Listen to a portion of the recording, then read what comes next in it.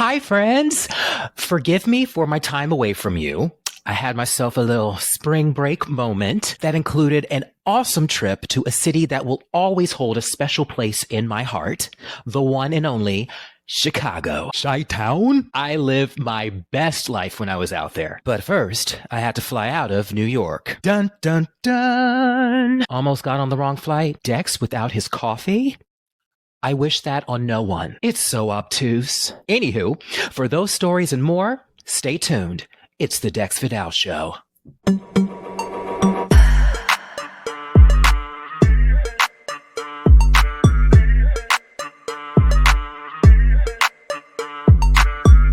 I am a firm believer in no matter the trip, always pack swim trunks and a pair of flip-flops. Why? Because, and forgive me for jumping out of story order here, after the birthday weekend events were over, I still had time in Chicago. So at one point, I asked my girl Sharon, what if we found a hotel that has an indoor pool hot tub situation and book it for one night? To which she said, bet. Okay, so she didn't really say bet, but poetic license. And we ended up booking it. That complimentary breakfast? Fire. No, I'm serious. It's one of the best I've ever had. I got to make my own waffles, y'all. And ooh, for those of you following me on TikTok, that's the same hot tub where I shot that video for that TikTok that has since gone viral. Like what? See, you never know. And thank you, thank you, thank you. All right, now to the trip from the beginning. I want to give a shout out to those people who take their jobs way too seriously. Why? Because I personally see it as a source of entertainment to see live and in living color. So I'm at LaGuardia Airport, and of course, the TSA line is out of control and moving slower than a snail. Lovely. Side note, should I get TSA pre-check? I mean, I had Clear a while ago, but it was a little pricey and not even available at every airport, so I dropped it. And then with TSA pre-check, I feel like those lines are getting longer now too. What do I do? Let me know what you think in the comments. Anywho, after about 20 minutes, I'm finally at the beginning of the line with only one person in front of me, and I figure out what the holdup is. While I'm quietly debating in my mind whether to get gummy bears or Cheez-Its, I hear a voice yell to the guy in front of me, "Move back behind the line!" To which the guy jumped back all of maybe 2 inches. It was Mr. ID Checker Man who had paused actually checking someone's ID to yell at a guy who was apparently breaking a rule that I never even knew existed. And to add insult to injury, you know how in customs there's that like big yellow line, right? And you're supposed to stand behind it. Got it. When I looked at the floor where the guy in front of me was standing, there was nothing there. No tape.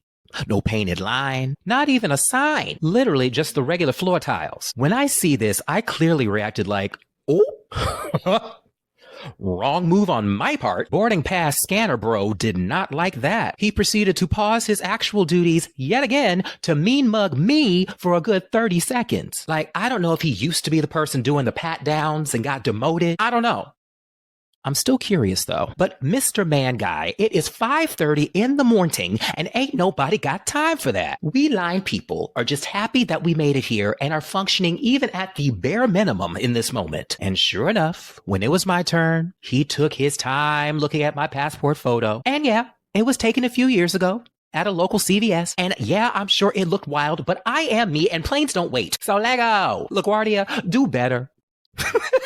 I do like your innovation though, and a better experience on the way back, but we'll get to that. So I do a Taylor Swift shake it off moment and I get through the rest of TSA unscathed and book it to my gate, knowing that time to buy snacks now is limited, and also knowing, I will admit it, with all of my app notifications turned on and 0 notifications coming through, I'm still that guy that needs to make 100% sure that my gate exists. Got there and it was real, so I felt better.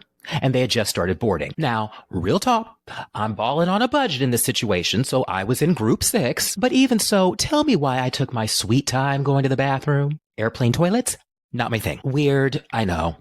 Then I had the audacity, while my flight is boarding, mind you, to casually stroll by several stands looking for my favorite water, Smart Water with cucumber. It's so good. To finally give up and go with my backup water option, Evian, and get my Cheez-Its. Self-checkout was playing games, but I finally got it to work and I was out. When I get back to the gate, the lady literally says, now boarding group 6, but Give me grace, y'all. I wasn't sure where the voice came from. I was running on 2 hours of sleep because I was afraid of not getting to LaGuardia on time, and the adjacent gate was boarding at the exact same time, and it looked like they were about to close it. As I veered to the gate that would have taken me to Palm Beach, not gonna lie, better weather, the lady from my actual gate, in that moment, as if she was reading my mind, announced, flight blah blah blah to Chicago, now boarding out of gate blah blah blah. Whew, thank you for her. So I swerved to the other side and fortunately got on the right plane. Find my seat and reminder, balling on a budget, y'all. Your boy's balling on a budget. I happily get to my randomly assigned middle seat. I'm honestly here for it. In case of emergency, I got a flotation device to my left, I got a flotation device to my right, and they don't even know it. I put on my headphones, start chewing a piece of gum, because apparently the act of chewing gum makes your body think you're eating and simultaneously calms you down. Then I look at the armrests by me, both of which were taken up by my fellow travelers. Now, a moment for commercial flying etiquette here. When there is someone in the middle seat, it is the unspoken rule that they get to use the armrests. Why? That's all they got. So, public service announcement. Anytime you are in a full row with people you don't know, please give the middle seat person the courtesy of the armrests. We are all in this flying thing together. Anywho, the plane is sitting on the runway for 40 minutes. Honestly fine. I'm on the Wi-Fi, rewatching the Netflix series Selena, and real talk, the pilot was the best, giving us updates on why the wait was happening, what place we were in line for takeoff. I personally am all about a communicative pilot. Crazy as it sounds, I'm all about a pilot coming on and it being like, ding, update from the flight deck. We have just passed a cloud. More updates later. In that moment, I am genuinely like, all right, okay, thank you. You know, you got this. You are 1,000% steering this ship, and are you single? Let me stop. Flying is wild, and I'm here for it. Anywho, we finally take off, and I am living my best life in my neck pillow when, ding, my boo in my mind, I mean, the pilot, comes back on and goes, no joke. So we will be experiencing some rough air, resulting in turbulence up until the last 15 minutes of the flight. And at this point, I'm still rocking with my boo in my head. And then he lets us know, for the safety of the flight crew, there would be no food or beverage service. Now, I include this in the story to say, this is always why I buy water and a snack or two in the airport before I board a plane, because you never know. And you always want your flight attendants in a safe situation, just like you. So come prepared, friends. Fortunately, my boo in my mind navigated us through the turbulence masterfully. It just felt like we were on a freeway, you know, driving fast with like bobbles here and there. Nothing crazy. And the next thing I know, ding, flight attendants, prepare for landing. And knowing this would still take minutes, I turned off Selena, the Netflix series, and turned on Hot Together by the Pointer Sisters in my headphones. I don't know why, but it just seems like the perfect plane music to me. It just gets you going and excited for life. Anywho, we safely landed in Chi-Town and the celebration started. It was party time. Shout out to Dominique, the birthday girl. Everything, and I mean everything, was planned and on point. If anyone needs an event planner for themselves, holler at my girl Dominique. She planned and flawlessly executed her birthday weekend, and it was epic. Okay, there were 3 events: party night on her actual birthday, drag brunch the next day, and then dinner in downtown Chicago, where we got to see the river from our seats.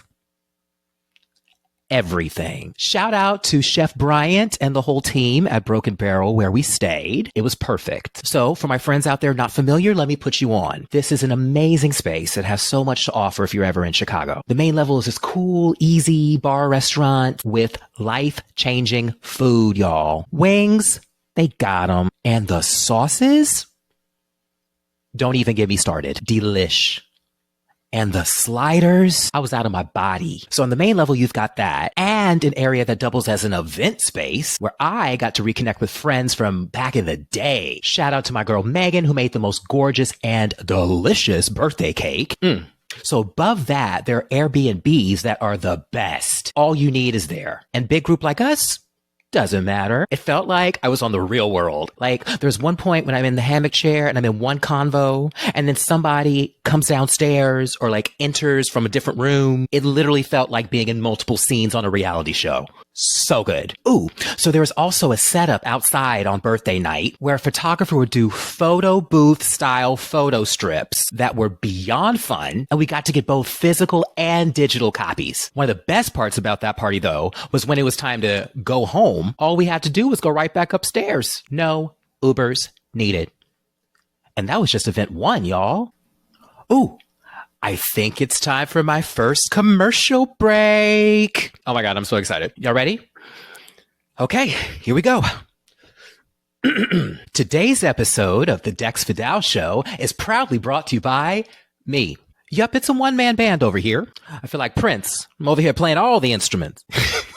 And I love it. You don't have to watch Dynasty to have an attitude. Let me stop. Sorry, I love me some karaoke. Side note, I've always wanted to be in one of those pharmaceutical commercials, you know, where there's like the happy person in the field getting their Sound of Music on, and then they go, Clarma copacetic side effects may include headaches, nausea, and even... All that to say, I don't currently have any sponsors for this, but I eat things, I drank things, I have never met a martini that I didn't like, and I have dimples. So, if you would like to support my efforts on this channel, feel free to reach out to me on IG at Dex Vidal, or TikTok. My handle is dexvidal4, or via email at dexvidalshow@gmail.com. That would be cool. Anywho, back to the show. So the next day, birthday weekend continued with even more fun. That afternoon, we all celebrated our girl at drag brunch at the Kit Kat Lounge. If you are ever in Chicago on the weekend and looking for something to do with your friends that will make you get your life, I'm telling you, this is it. Bring your appetite and bring your dollars, because the food was on point and the show was beyond entertaining. I want to say it was a Moulin Rouge theme. Forgive me if I was wrong. This goes to show that the mimosas were on point, and the queens had us living our best lives. At one point, even a grandma in the room was getting her groove on. So yes, if you are in the area, get a group together and do yourselves a favor. Now, after brunch, I'm not gonna lie, things got a little hazy for me, so I may not be the most reliable narrator here, but that means we were doing it right? We get back, I think a couple people took a little disco nap, dressed up, and then it was off to dinner downtown. And in a limo, y'all, we were riding in style. And when we got to the restaurant, I found out later, even the birthday girl wasn't sure where they were going to seat us beforehand because we were such a big group, but it was perfect. From where I was sitting, I could see the floor to ceiling window with a view of the Chicago River at night. I know, I should have taken pictures, but the next thing I know, all these plates of food are coming out that were scrumdiddly-umptious. Yeah, I brought that back. By the time the entrees came out, I was already full. But don't tempt me with a good time. I made some room. Then it was back in the limo for an impromptu dance party where, not gonna lie, might have been a little ratchet. What? When you are my age and Back That Thing Up comes on, you have to answer the call. And I can still break it down. It's the bringing it back up part that's hard now. And then we just chilled back at the Airbnb. Perfect party. And that's on period. Speaking of the real world earlier, remember on the last episode of every season when all the cast start to leave the house one by one with the dramatic music playing and clips of their cars slowly driving them away to the airport? So those were the scenes for us on Sunday. And because I stayed a couple days later, it literally felt like I was the last roommate to go home.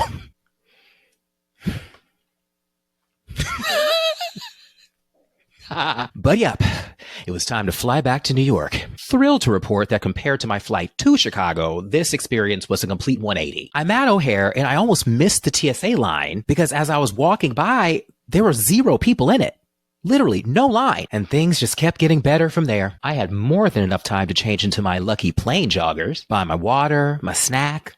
Ooh, and because I had basically eaten the world that weekend, I mean, when the food is that good, you kind of have to. At the airport, I basically bought something the equivalent of a Lunchable, just to have something light on my stomach before flying. Ooh, Lunchables. Those are my jam as a kid. Are they still around? Let me know in the comments. It was perfect.